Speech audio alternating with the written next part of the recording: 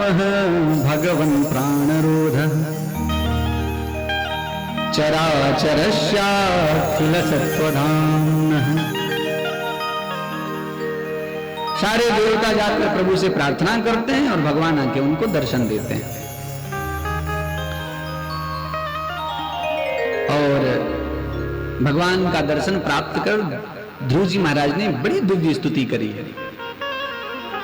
योऽन्तः प्रविश्य मम वाचमिमां प्रसूक्तां संजीवयत्यखिल शक्तिधर स्वधाम्ना अन्यांश्च हस्तचरण श्रवणत्वगादि प्राणान् नमो भगवते पुरुषाय तुभ्यम्। बड़ी दिव्य स्तुति है महाराज। ध्रुव जी महाराज कहते हैं यो अंता प्रविश्य मम प्रसूक्तां वाणी जागृत वाणी, जिसने मेरी सोई हुई वाणी को मेरे अंदर प्रवेश कर जगा दिया।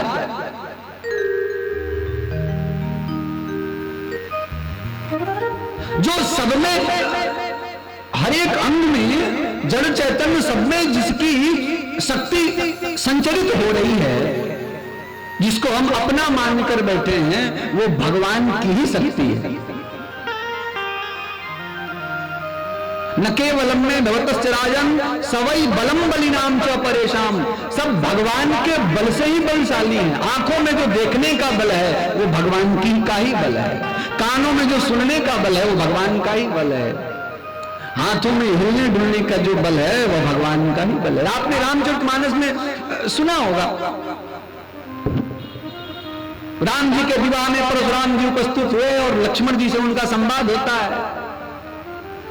इतने क्रोधित हो गए परशुराम जी की बार बार फरसा उठाते हैं। नृप बालक काल बस, अरे राजा के छोटे वाले लड़के, तेरा काल बिल्कुल सामने है, देखिए फरसा। और लक्ष्मण जोर उकसाते हैं कि फिर मारो। आश्चर्य की बात है कि फरसा चलता ही नहीं है, हाथ आगे बढ़ता ही नहीं है। परशुराम जी परेशान है कि इतनी धृष्टता करने पर तो मैंने पूरे पृथ्वी को ही छत्री विहीन कर दिया था, लेकिन आज ये फरसा चलता क्यों नहीं है। और मैं बहुत प्रवेश नहीं करूंगा इस कथा में। राम जी से प्रार्थना करते हैं कि राम रमापति करधन लेहू खेचो चाप मिटे संदेहू, आप ये धनुष लीजिए और चाप खींचिए ताकि मेरा संदेह हट जाए, क्योंकि नारायण ही इस चाप को खींच सकते हैं। और गजब की बात थी कि देख चाप आपको ही चल गए हो। उन्होंने धनुष दिया नहीं, धनुष अपने आप चला गया राम जी के हाथ में। परशुराम जी और विस्मित हो गए कि मेरा हाथ चैतन्य है, तो जो चैतन्य है वो चलता नहीं है, और ये फरसा जड़ है वो अपने आप चला गया। जड़ ही करे चैतन्य प्रभु, यही भगवान की माया है। मूकं करोति वाचालम पंगुम लंघयते गिरिम। मूकं करोति वाचालम, गूंगा वाचाल हो जाता है, वक्ता हो जाता है। और पंगुम लंघयते गिरिम, लंगड़ा पर्वत लांघ जाए। कैसे? यत् कृपातम हम बंदे, इनकी कृपा के कारण। आपके आंखों की रोशनी, कानों की श्रवण शक्ति, हस्तपादादि की जो शक्ति है, इस भ्रम में मत रहना कि आपकी कमाई हुई शक्ति है महाराज। यही भगवान की कृपा है कि आंख है और हम देख पा रहे हैं, कान है और हम सुन पा रहे हैं। आहा,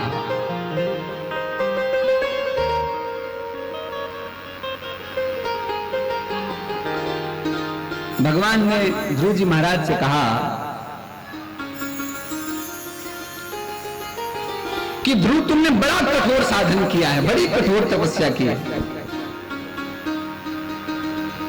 और मैं तुमसे बड़ा प्रसन्न हूं। वरदान मांगो, क्या चाहिए?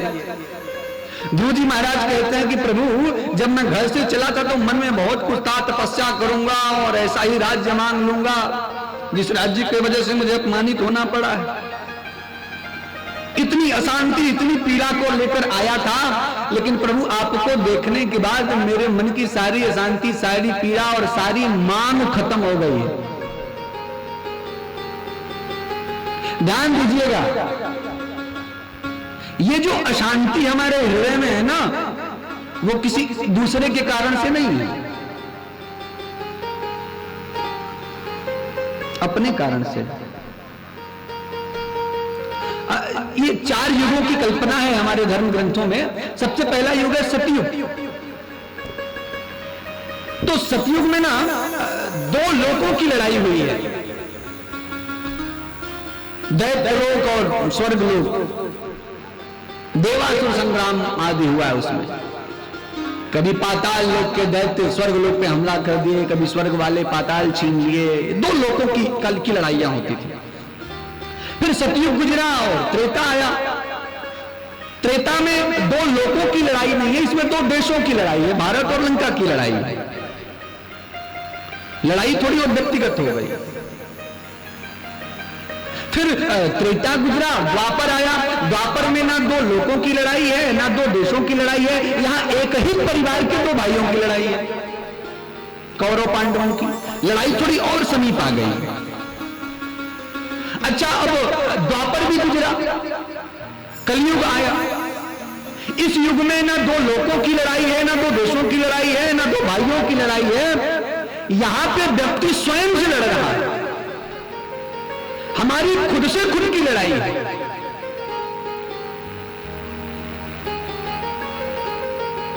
हमारे हृदय में ही भगवान भी विराजमान है। ईश्वर सर्वभूतानां हृदय से अर्जुन तिष्ठति। हे अर्जुन, ईश्वर सर्वभूत के हृदय में स्थित है। और उसी हृदय में काम, क्रोध, मद, लोभ, हिंसा, द्वेष, पाखंड, मत्सरता आदि ये दुर्गुण भी है। ये गीता की लड़ाई जो हम गीता में देखते हैं, वो सिर्फ कौरव पांडवों की लड़ाई नहीं, हमारे हृदय की लड़ाई है। एक तरफ पांडव हैं,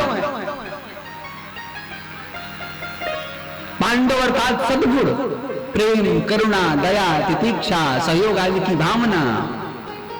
और एक तरफ ये दुर्गुण, काम, क्रोध, मद, लोभ, ईर्ष्या, द्वेष, पाखंड, मत्सरता आदि। और ये लड़ाई जैसे जैसे बुद्धि बढ़ती जाती है, जैसे जैसे हम सामाजिक होते जाते हैं, ये लड़ाई और बढ़ती जाती है, बढ़ती जाती है। अब विचार करने की बात यह कि लड़ाई जीते कौन? कौन जीत रहा है ये लड़ाई?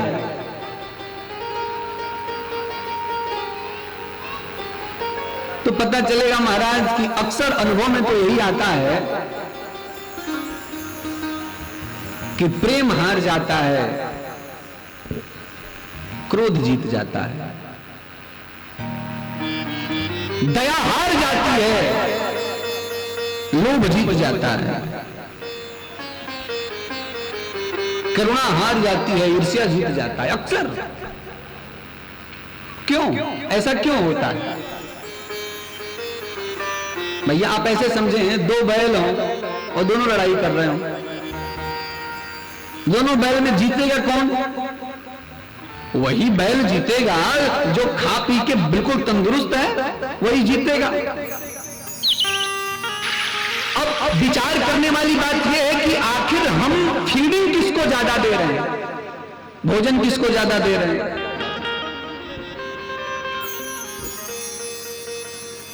फीडिंग किसको दे रहे हैं? प्रेम को दे रहे हैं या क्रोध को दे रहे हैं? दान को दे रहे हैं या लोभ को दे रहे हैं? दया को दे रहे हैं या ईर्ष्या को दे रहे हैं? पता चलेगा हमारी फीडिंग तो महाराज क्रोध, काम, लोभ, मोह इन्हीं को हो रही है महाराज। कारण से क्रोध हो तो बात समझ में आए। क्रोध भी भगवान ने बनाया है तो निरुपयोगी तो नहीं है, उसकी भी उपयोगिता है। एक बार एक महात्मा जी पूज्य ब्रह्मलीन स्वामी श्री अजयेश्वरानंद जी महाराज इस कथा को सुनाते थे कि एक महात्मा एक गांव से गुजर रहे थे, तो उन्होंने देखा कि खूब घना सा बट वृक्ष है दोपहर का समय था, धूप पड़ रही थी। उन्होंने सोचा जरा इस बट वृक्ष के नीचे थोड़ा आराम कर लो। जैसे ही जाने लगे वहां पे तो कुछ लड़के वहां खेल रहे थे। अरे अरे बाबा वहां मत जाना, वहां मत जाना। महात्मा जी ने पूछा क्यों, क्या हो गया? बोले अरे महाराज वहां पे बड़ा भारी एक काला नाग रहता है, न जाने कितनों को डस लिया, कितने मर गए, वहां मत जाओ। महात्मा जी ने कहा कि अच्छा जाता हूं, देखता हूं। और जैसे ही महाराज गए उस वृक्ष के नीचे, वो काला सांप फन खाड़ के खड़ा हो गया। महाराज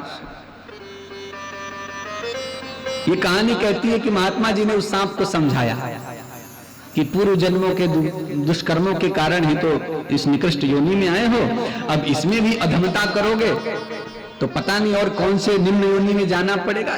मत डसो, शांति से रहो। और ये कहानी कहती है कि वो सांप समझ गया। एक सज्जन पूछे कि सांप समझ गया? हाँ समझ गया, क्योंकि इंसान नहीं था। समझाना तो इन इंसानों को मुश्किल है। भोले बाबा चरित्र आता है कि रावण को सब लोगों ने समझाया, भोले बाबा ने नहीं समझाया। किसी ने पूछा आपका तो चेला है, आप क्यों नहीं समझाते उसको? भोले बाबा ने कहा कि मैं उसको समझता हूं इसलिए नहीं समझाता हूं। आप क्या समझते हो?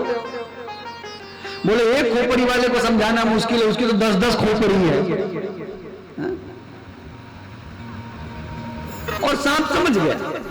महात्मा जी वहां जाने लगे, बच्चे बोले महाराज सांप नहीं मिला आपको? बोले नहीं मिला था, मैंने उसको सत्संग दिया है, समझाया है, अब वो चेला हो गया मेरा, जाओ खेलो, अब नहीं काटेगा, जाओ। बच्चे गए तो डर तो था, दूर से डंडे से छू के देखा सांप को, सांप ने कुछ नहीं कहा। फिर एक आया धीरे से पूंछ छू के देखता है, फिर भी सांप कुछ नहीं बोला। फिर एक ने उनको हाथ में उठा लिया, अब सांप तो भगत हो गया था, संत का चेला हो गया था, कुछ नहीं कहा उसने। अब तो लड़के लेके सांप कोई उछाल उछाल के खेले महाराज, कोई रस्सी की तरह उसको नचाए, कोई झूला झूले, कोई उसको खिलौना बना लिए महाराज। 4 दिन में ही वो सांप अधमरा हो गया। 4 दिन बाद महात्मा जी वैसी रास्ते से लौट रहे थे, सोचे चलूं जरा चेले का भी हाल चाल लेता चलूं। पहुंचे बट वृक्ष के पास तो देखते हैं कि सांप बिल्कुल मरणासन्न हालत में पड़ा है। महात्मा जी ने जाके पूछा अरे चला ये तुम्हारी हालत किस कुसंग के कारण हो गई? वो सांप बोला महाराज क्षमा करना, ये किसी कुसंग के कारण नहीं, आपके सत्संग के कारण हुआ है। नहीं आपका सत्संग मिला होता ना ये मेरी दुर्गति हुई होती। बोले क्यों, क्या हुआ? उसने कहा आपने ही कहा किसी को डसना मत, और देख लो मैंने अपनी पुरानी आदत छोड़ी तो मेरी हालत क्या हो गई।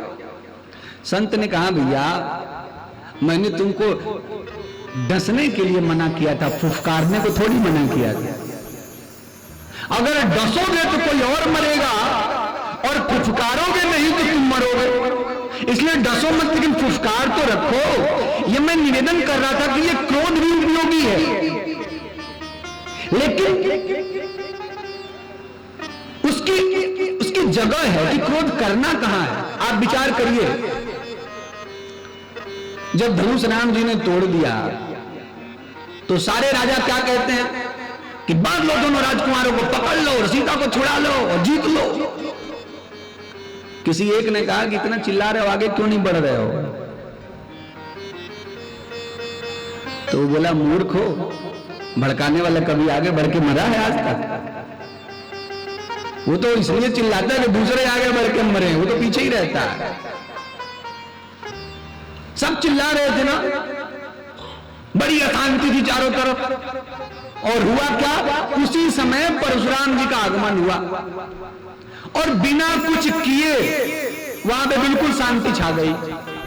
सारे जितने राजा थे सब अपने अपने पिता का नाम ले लेकर दंडवत करने लगे। महाराज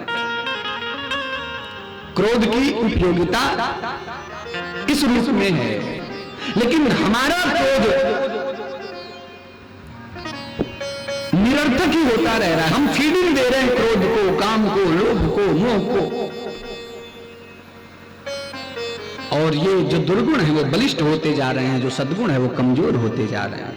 और इस हृदय के कुरुक्षेत्र में जो युद्ध चल रहा है, धर्म का युद्ध, धर्म क्षेत्र कुरुक्षेत्र, उसमें प्रायः देखने को यही मिल रहा है कि दुर्गुण हार रहा है। मार रहा है बिल्कुल महाराज। ये लड़ाई इतनी व्यक्तिगत है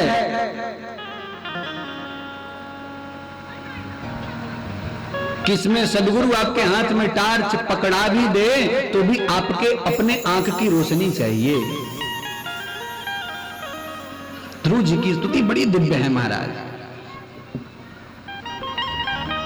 वरदान मांगने को कहा तो ध्रुव जी ने कहा प्रभु आपको देखने के बाद कुछ मांगने की इच्छा नहीं है।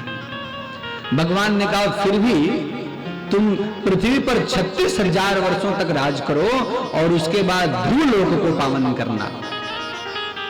ध्यान दीजिए, परशुराम जी ध्रुव जी महाराज कह रहे हैं कि मुझे नहीं चाहिए, लेकिन भगवान ने फिर भी कहा कि नहीं तुम 36,000 वर्ष राज भोगो। क्यों? क्योंकि भगवान पूर्ण काम है और ये शरीर छूटने से पहले हमारे हृदय में एक भी इच्छा कोई भी बाकी है तो हमको फिर इस धरती पर वापस भेजते हैं। जाओ पहले उस इच्छा को पूरा करो फिर वापस आना।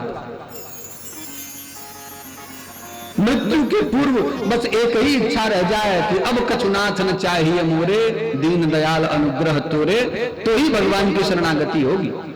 अगर कोई सांसारिक इच्छा बाकी है तो भगवान फिर वापस भेजेंगे।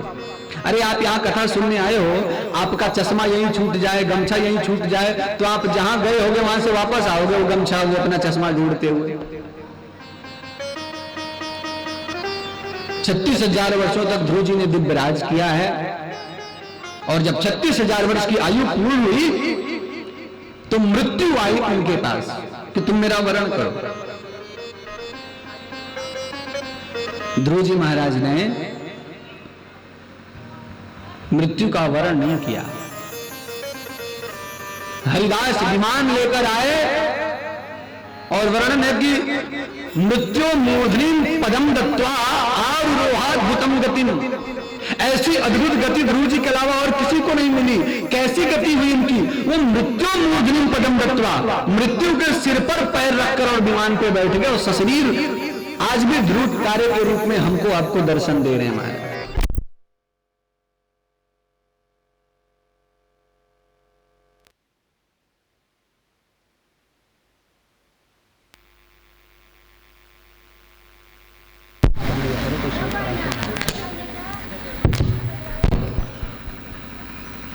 और विमानारूढ़ होकर ध्रुव जी महाराज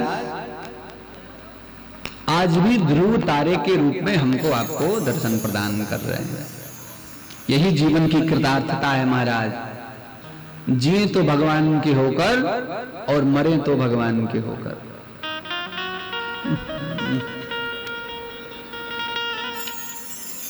वन बिहारी लाल की जय।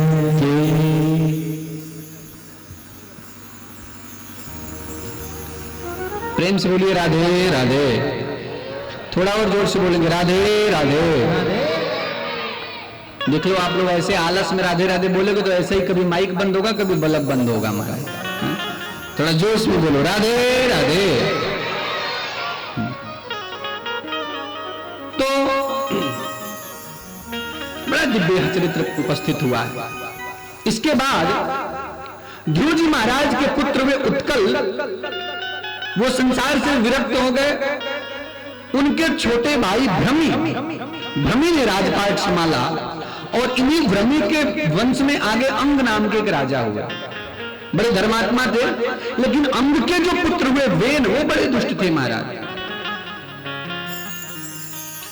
जैसे ही गद्दी पर बैठे उन्होंने घोषणा कर दी नयस्तब्दम नदातब्दम न हो तब्दम दिजक्कजित इति निवारयत् धर्मम भेदी घोषेण सर्वशः। उन्होंने घोषणा कर दी कि नयस्तब्दम नदातब्दम, मेरे राज्य में कोई यज्ञ नहीं करेगा, कोई दान नहीं करेगा, कोई भगवत से कीर्तन नहीं करेगा।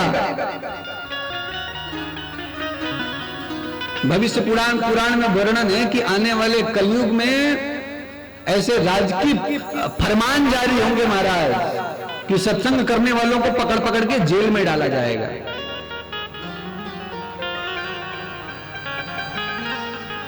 वेन ने सब बंद करा दिया। महर्षियों के जब यज्ञादि में बाधा पड़ी तो महर्षियों ने श्राप दे दिया। वेन की मृत्यु हो गई। बिना राजा के प्रजा निरंकुश हो गई। सबने जाकर प्रार्थना किया ऋषियों से। ऋषियों ने कहा उसके शरीर का ही मंथन करो तो उसी शरीर से भगवान प्रकट होंगे। उसके शरीर का, बेन के शरीर का मंथन किया गया है और पृथ्वी के संचालन के लिए स्वयं भगवान पृथु रूप में प्रकट हुए हैं। ये भी भगवान के 24 अवतारों में से एक अवतार है। बोलिए पृथु भगवान की जय। पृथु के ही पुत्र हुए विजिताश्व, विजिताश्व के पुत्र हुए प्राचीन बरही। ध्यान से सुनिएगा, ये प्राचीन बरही बड़े धर्मात्मा थे, यज्ञ करते थे और यज्ञों में पशुओं की बलि दिया करते थे महाराज। कई बार हम धर्म ग्रंथों में भी पढ़ते हैं कि कुछ यज्ञों में बलि का भी विधान बताया गया है, लेकिन वो यज्ञ इतने कठिन हैं कि उसको सब कोई कर नहीं सकता। व्यास जी ने यह विधान इसलिए बनाया कि पशु बलि का अधिकार केवल इन यज्ञों में होगा। वो यज्ञ साधारण व्यक्ति के बस का करना भी नहीं है, तो जब यज्ञ नहीं होगा तो फिर बलि भी निषेध है। लेकिन वो शौक से बलि देते थे।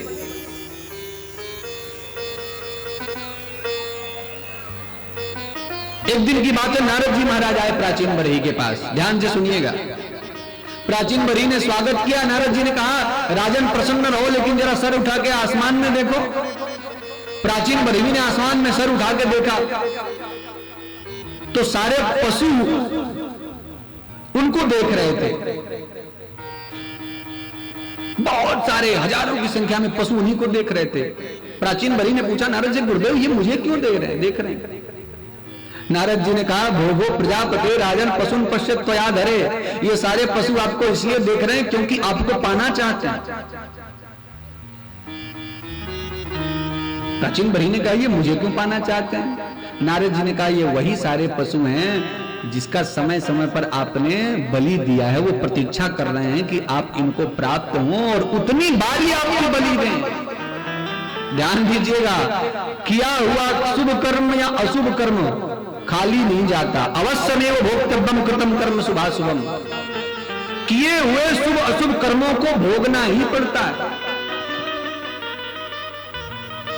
वर्णन आता है जब पितामह भीष्म के पास अंत समय में भगवान मिलने गए तो पितामह ने प्रभु से पूछा कि गोविंद आप कृपा करके ये बताइए कि मैंने जीवन में ऐसा कौन सा अपराध किया था जिसके कारण मैं 56 दिनों से सरसैया पर लेटा हुआ।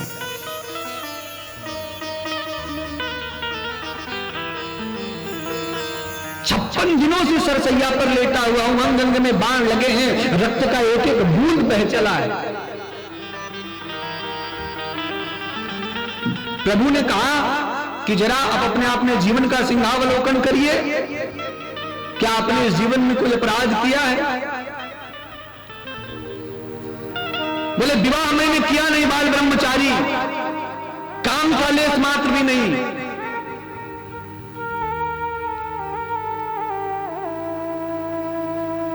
आपके अलावा मैंने तो किसी पर क्रोध भी नहीं किया। मैंने क्रोध भी किया तो आप पर।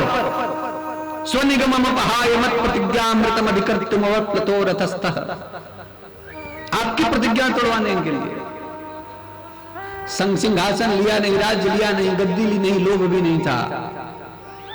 और जब विवाह ही नहीं हुआ, कोई बेटा बेटी नहीं था, तो मोह भी नहीं, कोई अपराध मेरे जीवन में नहीं था।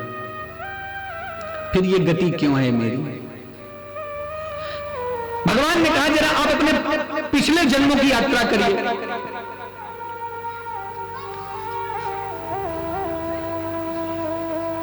पितामह ने कहा मैं पिछले 56 दिनों से पड़ा कर क्या रहा हूं? मैं अपने 100 जन्म देख चुका हूं। मैंने पिछले 100 जन्मों में एक भी पाप नहीं किया है। भगवान ने कहा जरा और पीछे जाइए। पितामह ने कहा मेरे पास इतना ही तप है कि मैं केवल 100 जन्म ही देख सकता हूं।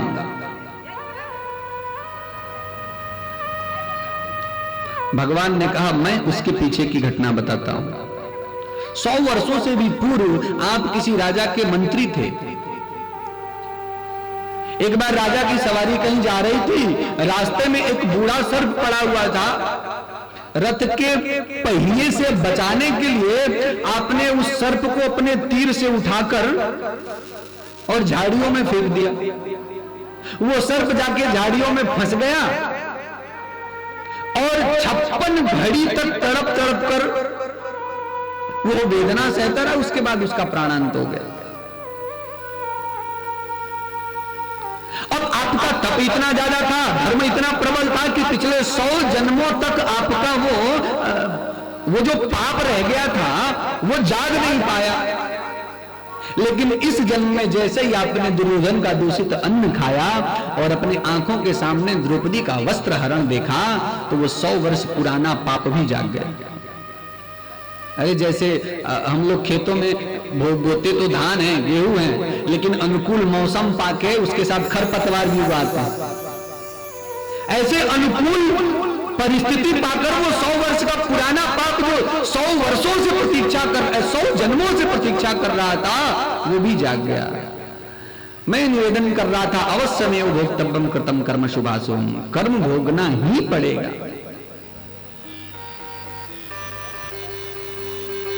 भोगो प्रजापते राजन पशुन पश्यत्वयादरे, सारे पशु आपकी ही प्रतीक्षा कर रहे हैं। प्राचीन बरही ने पूछा, तो क्या हमें इतने हजार पशुओं के लिए उतनी 1000 बार जन्म लेना पड़ेगा? इसको समझाने के लिए नारद जी महाराज ने एक कथा श्रवण कराई है, आप भी सुनिए, जिसको भागवत जी में पुरंजनोपाख्यान कहा जाता है। ध्यान से श्रवण करिएगा।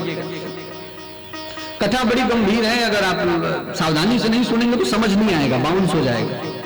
बैठ जाओ मम्मा, बैठ जाओ। आना है सबसे लास्ट में, बैठना है सबसे आगे। ओ मैया, ओ अम्मा, ओ माता राम, माता जी, ये कान वाली मशीन घरे छोड़ाई है। ओ माता, माता इधर, अरे मैं इधर बैठा हूं, राधे राधे लीजिए मेरा। थोड़ा सा बातचीत नहीं, थोड़ा सा हम इधर कथा करते हैं, इन लोगों का अपना चलता रहता है। मेरे गुरु जी कहते थे कि दुनिया में 7 आश्चर्य नहीं 8 आश्चर्य हैं। मैं बोला गुरु जी 8वां कौन सा है? बोले कि 2 स्त्रियां एक पास बैठी हो और चुप हो, ये भी आश्चर्य है हमारा। हाँ, तो कम से कम चुप रहिए थोड़ी देर। एक बार ऐसे कहीं कथा हो रही थी, तो एक मैया आए बुढ़िया, और माता आके सामने बिल्कुल आगे ही बैठे हो। जैसे कथा शुरू हो, इधर महाराज कथा शुरू करें, वो उधर वो रोना शुरू करे। महाराज कथा कहें, वो रोए, और 3 घंटे वो रोते ही रहे महाराज। एक दिन महाराज ने उसको पास बुलाया, बोले भैया तू इतने भाव से कथा सुनती है कि 3 घंटे तक रोती रहती है। बोले महाराज भाव से मैं नहीं रोती, मैं तो भय से रोती हूँ। बोले भय कैसा? बोले कि मेरे घर एक भैंस थी, उस भैंस ने एक पड़वा दिया था, और पड़वा 2 दिन तक तो खूब चिल्लाया, डकर डकर के 3रे दिन मर गया। मैं ये सोच के रोती हूँ, आप तो 7 दिन तक चिल्लाओगे, आपका क्या होगा? तो ऐसा ना हो कि मैं पड़वा की तरह चिल्लाता रहूं, आप लोगों का अपना चलता रहे दरबार। तो कृपया थोड़ा सा नहीं, मैं सब भूल जाता हूं कथा बता, अगर बातचीत थोड़ी भी आवाज आती है ना तो याद नहीं आता। पुरंजनोपाख्यान बड़ा गंभीर चरित्र, ध्यान से श्रवण करिएगा। नारद जी कहते हैं, प्राचीन बरही 2 मित्र थे, सुवर्ण वेतो सदृशो से खायो। 2 मित्र थे, सखा थे। एक का नाम था अभिज्ञा, दूसरे का नाम था पुरंजन। दोनों में बड़ी गहरी मित्रता थी। एक दिन पुरंजन ने अभिज्ञात से कहा कि मित्र चलो कहीं घूमने चलते हैं। अभिज्ञात ने कहा कि घूमने की मेरी इच्छा नहीं है, आपकी इच्छा हो तो आप जाओ। बोले ठीक है, तुम यहीं रहो, मैं घूम के आता हूं। पुरंजन निकले, बहुत सारे नगरों का भ्रमण किया, बहुत सारे शहर घूमे, कोई शहर उनको पसंद नहीं आया। फिर उन्होंने एक नवद्वारपुरे देही, 9 दरवाजे वाला एक शहर देखा, वो उनको भाग्या, भाई ये नगर ठीक है, ये शहर रहने लायक है, वहीं रहने। जैसे उस नगर में प्रवेश किया, उनकी दृष्टि पड़ती है कि एक बड़ी ही सुंदर स्त्री पहले से उस नगर में थी। उस कन्या के ऊपर 5 फण वाला सर्प छत्र किए हुए था, और दाहिने तरफ 5 सैनिक और बाएं तरफ 5 सैनिक थे जो उसके पहरे में थे। देखने में बड़ी सुंदर थी। जाके पुरंजन ने उससे परिचय पूछा कि देवी आप कौन हैं, किसकी पुत्री हैं, अपना परिचय दीजिए। उसने अपना परिचय दिया कि भैया अपना नाम वाम तो कुछ नहीं जानते, बस इतना जानते कि जब से हमने होश संभाला हम इसी नगर में अकेले घूम रहे हैं। पुरंजन ने प्रणय निवेदन किया, विवाह का प्रस्ताव रखा, उस देवी ने विवाह कर लिया। अब विवाह हो गया तो उसका नाम पड़ गया पुरंजनी। पुरंजन की पत्नी का नाम पड़ गया पुरंजनी। अब दोनों वहीं रहने लगे। अब पुरंजन पुरंजनी में इतने आसक्त हो गए कि क्वचित गायन्ति गायन्त्याम रुदन्त्याम रुदति क्वचित और क्वचित हसन्त्याम हसति जल्पन्त्याम अनुजल्पति।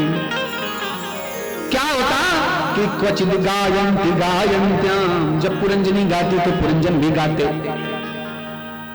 और रुदन्त्याम रुदति क्वचित, जब पुरंजनी रोती तो पुरंजन भी रोते थे। जो कहती जो करती जैसा कहती वैसा ही पुरंजन करते महाराज। आप लोगों की भाषा में कहे तो जोरू के गुलाम हो गए थे। अब ये पता नहीं केवल पुरंजन की कहानी है कि हमारी आपकी भी है, आप लोग विचार करें। बोलो राधे राधे। मैंने क्या कहा था, दोनों हाथ उठा के बोलना है राधे राधे। बोलो राधे राधे। ये हाथ उठा के बोलोगे तो एक लाभ तो ये है कि आलस नहीं आएगा, थोड़ी चैतन्यता आ जाएगी। और दूसरा लाभ ये है कि भाव से हाथ उठाएं कि हे किशोरी, हे प्रिया जी, हे राधा रानी, अब इस भाव सागर में हम डूब रहे हैं, शरीर डूब गया, हाथ ही बाकी, अब हाथ पकड़ के आप ही उबार लो तो शायद प्रिया जी बचा ले। तो जब भी नाम लें प्रेम से नाम लें, राधे राधे। इस नाम को अब इतना सरल मत समझना। पद्म पुराण में भगवान इस नाम की महिमा गाते हुए कहते हैं, रा शब्दम कुर्वत तत्पश्चात ददामि भक्ति उत्तमाम। कोई केवल राधा ना बोले, केवल रा बोल दे, रा, तो भगवान कहते हैं कि रा शब्दम पूर्वतः तत्र ददामि भक्ति उत्तमाम, मैं अपनी उसको उत्तम भक्ति प्रदान कर देता हूं। और कोई धा बोल दे तो बोले धा शब्दम पूर्वतः पश्चात यामि श्रवण लोभतः, कि वही राधा पूरा नाम ही बोल दे तो श्रवण लोभतः, सुनने के लालच में उसके पीछे आके खड़ा हो जाता हूं कि फिर से राधा नाम बोले, फिर से राधा नाम बोले, फिर से मेरी किशोरी मेरी प्रिया का नाम बोले। इसलिए खूब प्रेम से लिया करो। बोलो राधे राधे। तो जोरू के गुलाम है गए महाराज पूरी तरीके से, जो कहे वही करे। एक बार ऐसे कहीं कथा चल रही थी तो महाराज जी ने लोगों से पूछा कि सच सच बताना, भागवत भगवान के सामने बैठे कौन कौन अपनी पत्नी से डरता है, खड़े हो जाओ। महाराज उस सभा में सब खड़े हो गए। अब भगवान के सामने झूठ कौन बोले, सब तो खड़े हो गए, लेकिन एक बैठा था आगे, वो नहीं खड़ा हुआ। महाराज को बड़ा आश्चर्य हुआ, बोले भैया सब अपनी अपनी पत्नी से डरते, तू नहीं डरता? बोला नहीं नहीं महाराज, डरता तो मैं भी हूं, लेकिन कथा सुनने आ रहा था तो पत्नी बोली थी कथा में भीड़ बहुत होती है, जहां बैठ जाना बैठे रहना, खड़े मत होना, नहीं कोई और बैठ जाएगा। तो ये बड़ा वाला भगत निकला महाराज। तो रुदन्त्याम रुदति क्वचित, वो हंसे तो हंसे, रोए तो रोए, बैठे तो बैठे, खाए तो खाए। एक दिन उस नगर पे जरा नाम की एक कुरूप नारी की दृष्टि पड़ी। उसने पुरंजन से विवाह करने के लिए कहा। पुरंजन ने कहा नहीं नहीं, हमारी तो प्रिया जी बगल में है, भगा दिया महाराज। जरा नाराज होके गई काल नाम के पुरुष के पास, उससे निवेदन किया कि तुम सहयोग करो, तुम बलशाली हो, मैं पुरंजन का वरण करना चाहती हूं। तब काल में 360 गंधर्व और 360 गंधर्वियों की सेना जरा के साथ भेज दी महाराज। और आके उन 360 गंधर्व 360 गंधर्वियों ने ऐसा आक्रमण किया कि पहले तो जो वो पुरंजनी के 5-5 दोनों तरफ जो सैनिक थे वो लड़ते रहे, धीरे धीरे करके वो सैनिक मर गए। फिर वो 5 फण वाला सर्प जो था वो भी युद्ध करता रहा और वो भी मर गया। और जैसे ही वो सर्प मरा तो पुरंजनी भी अदृश्य हो गई और पुरंजनी के अदृश्य होते ही पुरंजन हाँ पुरंजनी, हाँ पुरंजनी, हाँ पुरंजनी करते हुए शोक में पुरंजनी को याद करके पुरंजन भी मर गया। शास्त्रों में विधान है अंते मति सा गति, अंत समय में जो मति होती है वैसी बुद्धि होती है, अगला जन्म उसी के अनुरूप मिलता है। यदि अंत समय में भगवान स्मरण हो तो भगवान का धाम, सांसारिक चिंता हो तो संसार के चक्कर में पड़ना पड़ता है। यम यम वापि स्मरण भावम त्यजत तंते कलेवरम तम तमेवैपि कौन्तेय सदा तद्भाव भावितः। जो जिस चीज का स्मरण करके मरता है उसी भावना से भावित अगला जन्म उसको प्राप्त होता है। अब पुरंजनी को याद करके पुरंजन मरे तो अगले जन्म में ये भी स्त्री बने, नारी बने, नारी का चिंतन करके मरे थे। अगले जन्म में इनका विवाह एक राजा से हुआ, राजा युद्ध में मारा गया और राजा के चिता के साथ ही ये जो पुरंजन अगले जन्म में रानी बन गए थे, इनके साथ सती होने चल पड़े महाराज। और जब सती होने चल गए, चिता पर बैठने वाले थे, तो जो पुरंजन के मित्र थे अभिज्ञात, उनको पुरंजन की याद आई। पुरंजन की याद आई, वो ढूंढने निकले पुरंजन को, पता चला कि ये तो सती होने जा रहे हैं। आकर अभिज्ञात ने कहा, अरे मित्र पुरंजन, कहां तुम सती होने जा रहे हो? पुरंजन ने कहा, कैसे करती हो? मैं पतिव्रता स्त्री, मैं अपने पति के साथ सती होने जा रही हूं। बोले, अरे तुम कोई किसी की पत्नी नहीं हो, याद करो तुम मेरे परम मित्र पुरंजन हो। हम लोग ऐसे खेलते थे, ऐसे बैठते थे, ये करते थे, वो करते थे, तमाम याद दिलाया। तो जो स्त्री के रूप में पुरंजन थे उनको याद आया, अरे हम तो पुरंजन हैं, हम तो मित्र तुमसे भटक गए थे, अच्छा हुआ कि आकर आपने हमें याद दिला दिया। और अभिज्ञात के साथ पुरंजन वापस चले गए। नारद जी ने पूछा प्राचीन वर्षी से, बताओ प्राचीन वर्षी, ये कहानी जो मैंने तुमको सुनाई है कैसी लगी? प्राचीन वरी ने कहा, महाराज कहानी तो बड़ी अच्छी थी लेकिन समझ में कुछ नहीं आया। नारद जी अब समझाते हैं, ये अभिज्ञात है परमात्मा, अभिज्ञात जो जानने योग्य हो। और पुरंजन कौन है? हम आप जीव ही पुरंजन है। जीवात्मा और परमात्मा दोनों अभिन्न है। ईश्वर अंश जीव अविनाशी, अभिन्न अंग है। लेकिन जीव के मन में होता है कि भगवान हम तो भ्रमण करेंगे, घूमेंगे। भगवान कहते हैं जाओ घूमो। ये जीव आता है, बहुत सारे शहरों का चक्कर लगाता है, गाय, भैंस, घोड़ा, गधा, कुत्ता, शेर, बिल्ली आदि। कोई नगर इसको पसंद नहीं आता। ये नवद्वार पूरे देही, नव दरवाजे वाला ये शरीर इसको पसंद आता है, रहने लगता है।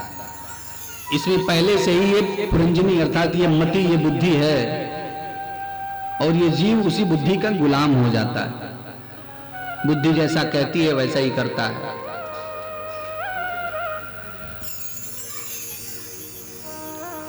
और जरा नाम की, जरा अर्थात बुढ़ापा, वृद्धावस्था आक्रमण करती है, लड़के भगा देता है।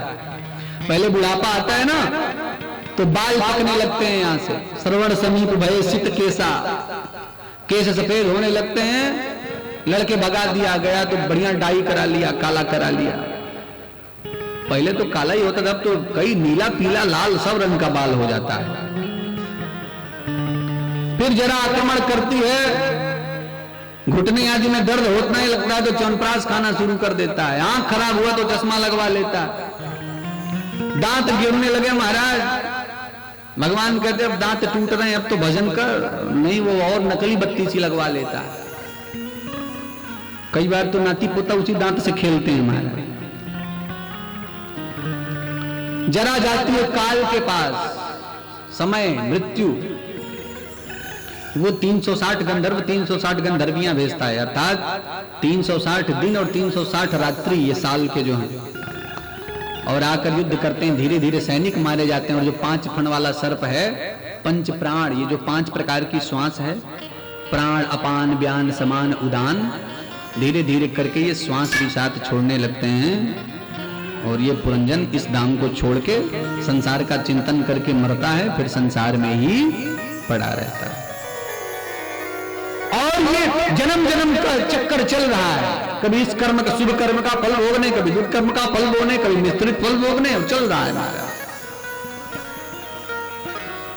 नारद जी कहते प्राचीन बड़ी तुमने भी ऐसे ही कर्म किए हैं जिसके कारण ये सारे पशु तुम्हारी प्रतीक्षा कर रहे, तुमको इतने जन्म लेने पड़ेंगे पुराने कर्मों को चुकाने के लिए।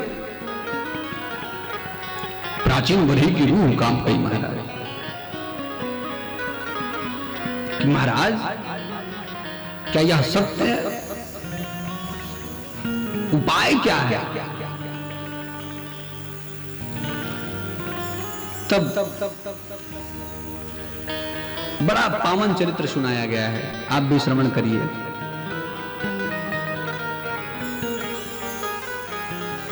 जलभरत जी की कथा सुनाई गई। ऋषभदेव भगवान जो जैन धर्म के प्रथम तीर्थंकर हुए, उनके 100 पुत्र हुए।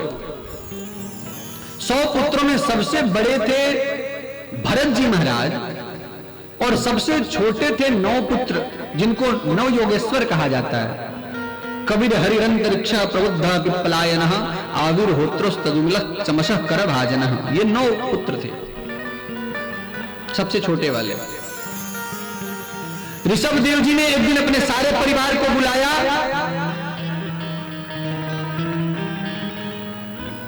अपने सभी पुत्रों को बुलाया और उन सभी पुत्रों से निवेदन करने लगेंगे, भैया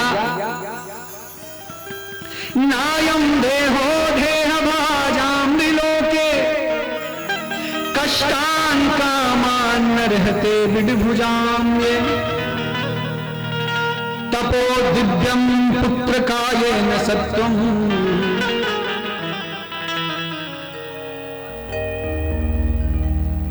भैया नायम देहो देह भाजाम लोके, अरे बेटों अरे पुत्रों, ये शरीर संसार का भोग भोगने के लिए नहीं मिला है। ना हम देहो देह भाजाम लोके, संसार का काम करने के लिए 84 लाख योनियों का देह प्राप्त कर चुके हो। अब इस जन्म में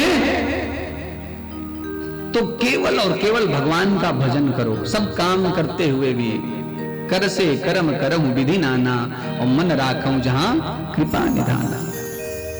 बड़ी सुंदर उपदेश दिया है। भरत जी के ऊपर इस सत्संग का प्रभाव पड़ा। राजपाट अपने बेटे को देकर ये वन को चले गए। वन में जाकर एक नदी के किनारे भजन करने लगे। एक दिन की बात है, भजन में बैठे हुए थे, माला झोली लेकर भगवान नाम जप रहे थे और उसी समय एक सिंह एक हिरणी के पीछे शिकार करने के लिए भागा। हिरणी उस सिंह से बचने के लिए नदी में छलांग लगाती है। हिरणी गर्भिणी थी, वहीं उसका प्रसव हो गया। हिरणी तो नदी में बह गई, उसका बच्चा वहीं घाट पर रह गया। भरत जी को बड़ी दया लगी, दौड़ कर गए, हिरणी के बच्चे को उठाया, उन्होंने उसको घास वगैरह पिलाया, वो ठंडी लगी थी, उसको गर्म वस्त्र वगैरह उड़ाए, अपनी कुटिया में रख लिया। धीरे धीरे धीरे धीरे वो हिरणी का बच्चा बड़ा होने लगा। कभी माला झोली करते, कभी कूद के इनकी गोद में आ जाता, कभी इनको चाटने लगता, तो माला झोली रख के इसी के साथ खेलने लगते महाराज।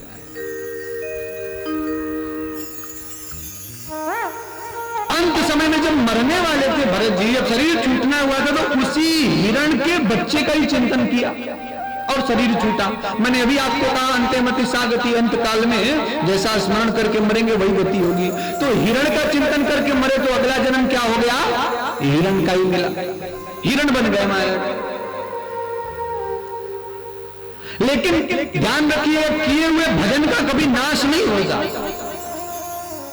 अगर आपने एक बार भी भगवान नाम लिया है तो वो नष्ट नहीं होने वाला है।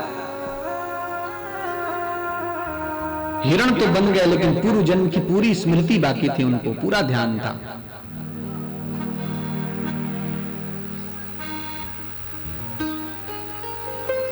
हिरणों के झुंड से अलग रहते थे, हरे पत्ते नहीं खाते, सूखे पत्ते खाते थे। और हिरण का जब शरीर छूटा तो उत्तम विप्र कुल में उनका जन्म हुआ, ब्राह्मण के घर जन्म लिया। पूर्व जन्म की सारी बातें उनको याद थी। उन्होंने सोचा कि गलती से एक हिरण के मुंह में फंसा तो हिरण बन गया, इस बार पिता भाई बंधु भाभी भतीजे सब हैं, अगर इस बार चक्कर में पड़ा तो पता नहीं क्या बनूंगा। तो तो वो जड़वत हो गए, मूर्ख की तरह व्यवहार करने लगे। तो लोगों ने उनका नाम ही रख दिया जड़ भरत। किसी काम का नहीं था, घर वालों ने भी निकाल दिया कि भग जा, काम का ना काज का, दुश्मन अनाज का, कुछ करता धरता है नहीं, जा भग जा।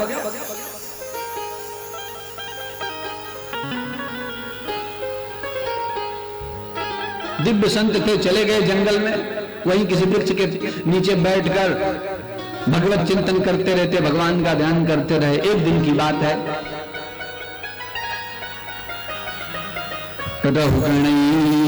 तपसा नयाति, रघुवर नाम का राजा उसी रास्ते से, उसी वन के रास्ते से कपिल देव भगवान के पास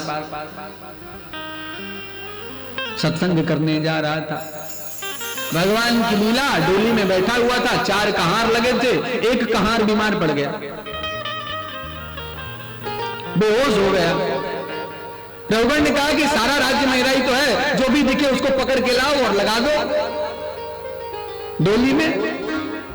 वहां और कोई तो नहीं दिखा, जड़ भरत जी भी बैठे भजन कर रहे थे। वो कहां रहा है, बोले चलो राजा साहब बुलाए हैं, डोली में लग जाओ, चलो तुमको राजा साहब की डोली लेके चलना है। और भरत जी, जड़ भरत जी इतने सरल कि वो आए और कहार बन गए। यही संत है। संत का लक्षण ये तितिक्षवः कारुणिका सुहृदः सर्वदेहि नाम। और संत कौन? बोले अजात शत्रवः शांता साधवः साधुभूषण। साधु कौन है? बोले जो अजात शत्रु हो, मानो जिसका शत्रु इस पृथ्वी पर कभी पैदा ही ना हुआ। भला बुरा सब की सुनी जय, कबीरदास जी कहते हैं। संत कौन? भला बुरा सब की सुनी जय, कर गुजरान गरीबी में लागो यार फकीरी, लागो यार फकीरी, लागो यार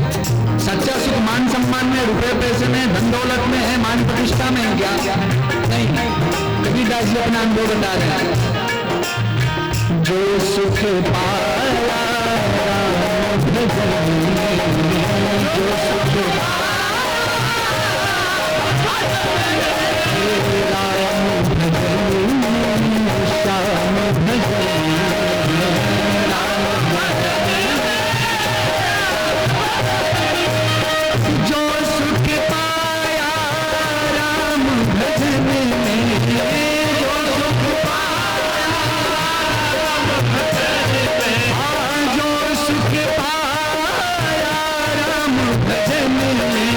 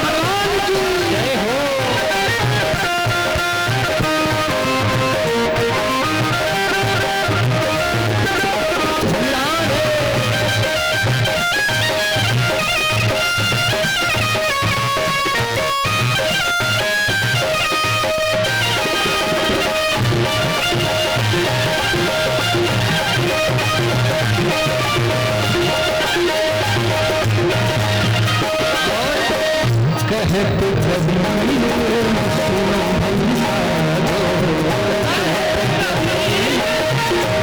भाई साधो, सुनो भाई साधो, सुनो भाई साधो,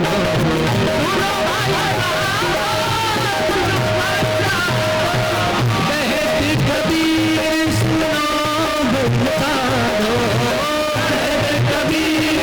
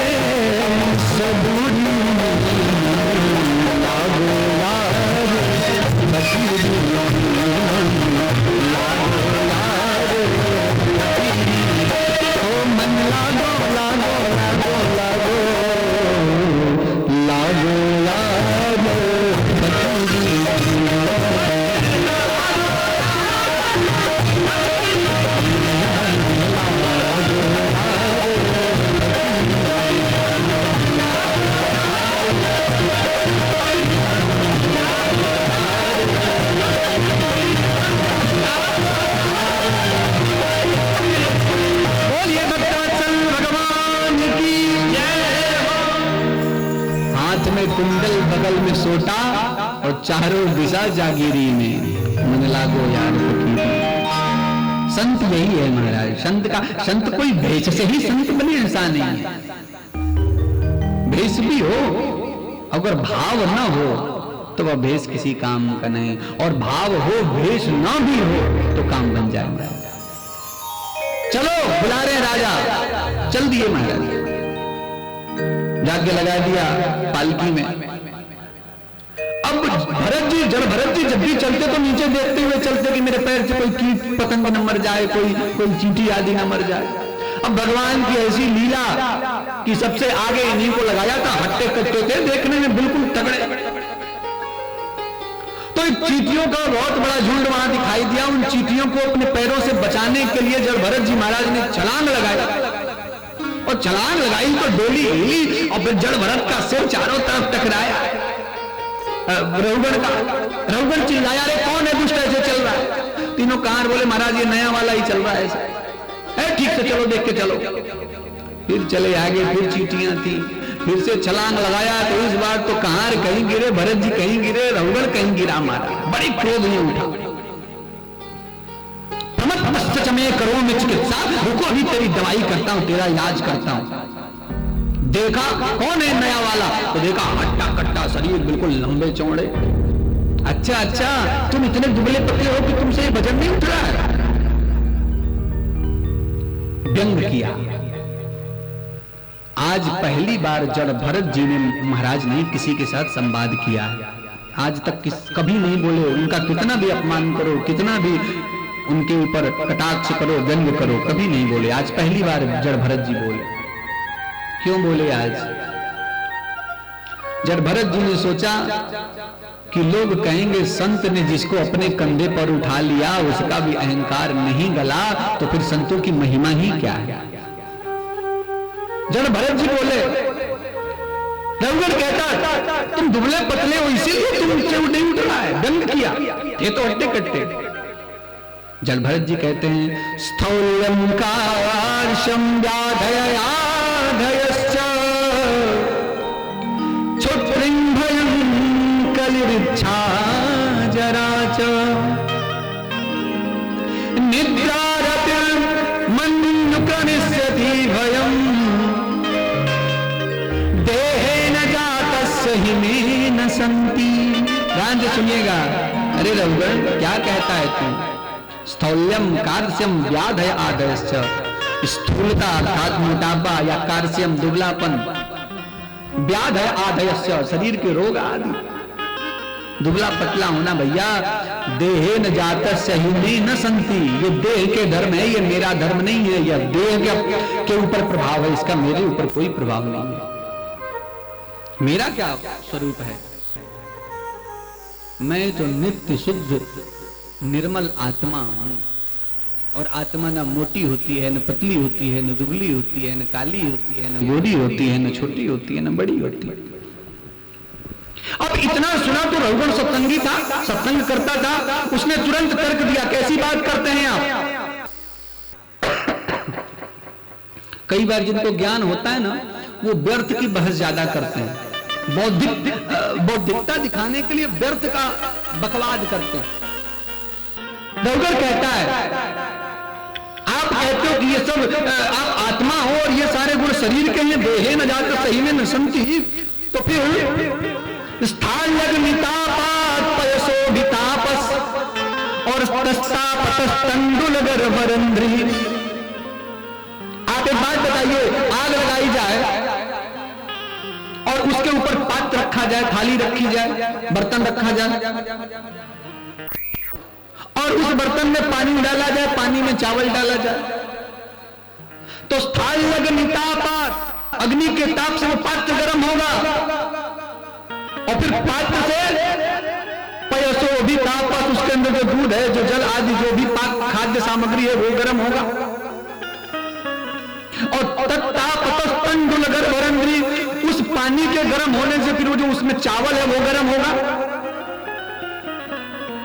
तो फिर आप बताइए, ये स्थूल शरीर के ऊपर ये सूक्ष्म शरीर मन बुद्धि चित्त अहंकार, तो संसार का प्रभाव इस शरीर पे पड़ता है, शरीर का प्रभाव मन पे, मन का प्रभाव बुद्धि पे, बुद्धि का प्रभाव चित्त पे, चित्त का प्रभाव आम तत्व पे और आम तत्व का प्रभाव तो आत्मा पे पड़ता है।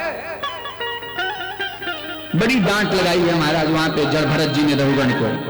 अको विद कोविदवाद वादान बदस्तो नाथ विदाम वरिष्ठ। अरे मूर्ख, अको विद कोविदवाद वादान है तो तू निरा मूर्ख, लेकिन विद्वानों की तरह भाषा बोलना सीख गया है।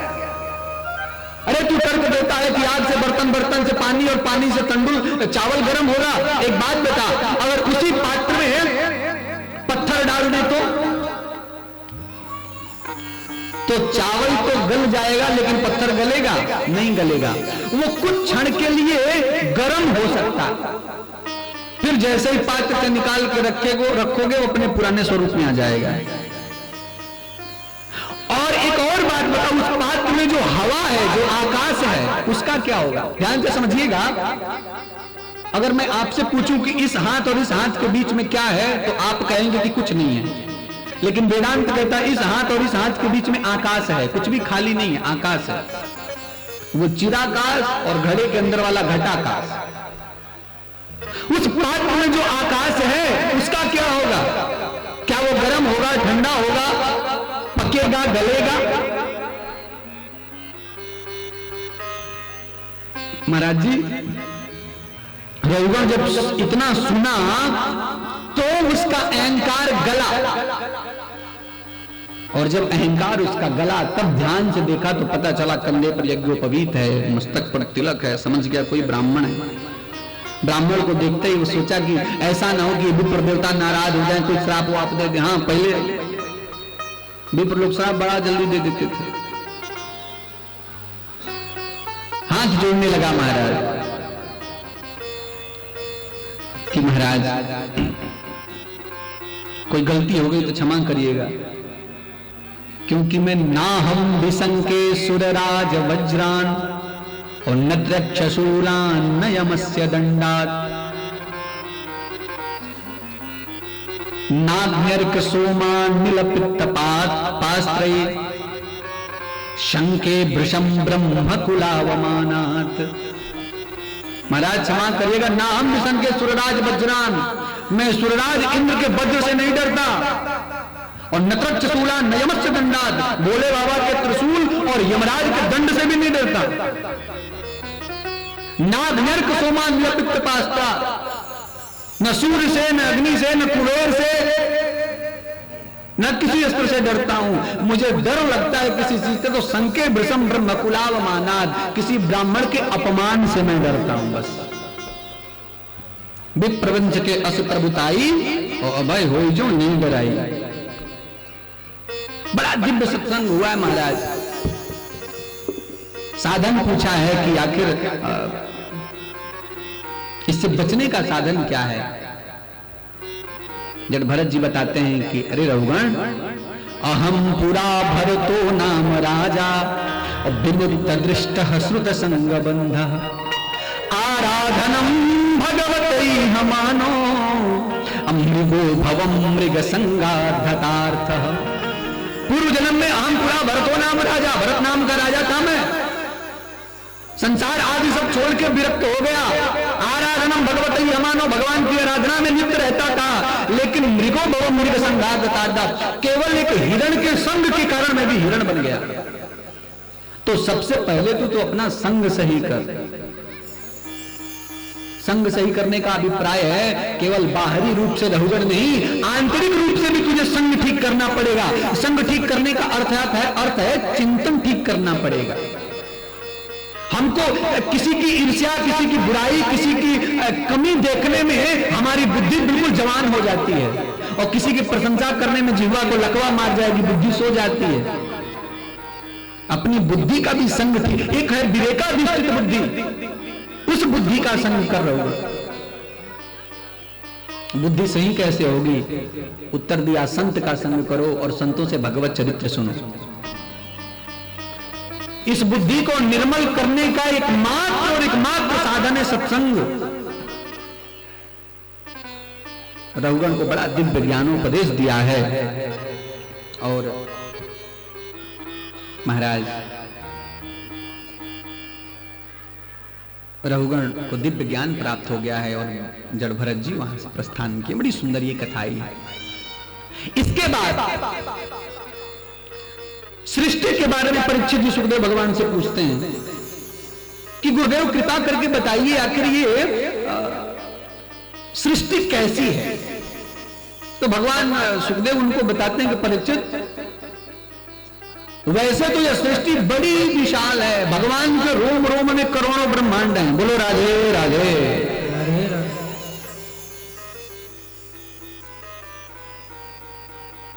ये गणना बता रहे हैं, ध्यान से सुनिएगा।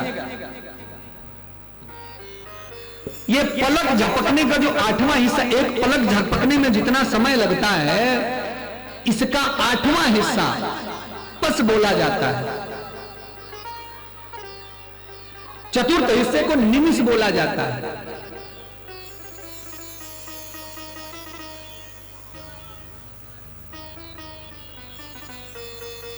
अगर आप अपने घड़ी के हिसाब से बताएं तो 24 मिनट का की एक घटी होती है, एक घटी 24 मिनट का।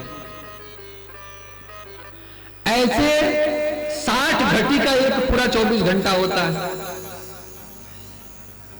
ऐसे 24 घंटों का 15 दिन होता है, जिसको एक पक्ष बोला जाता है। ध्यान से सुनिएगा।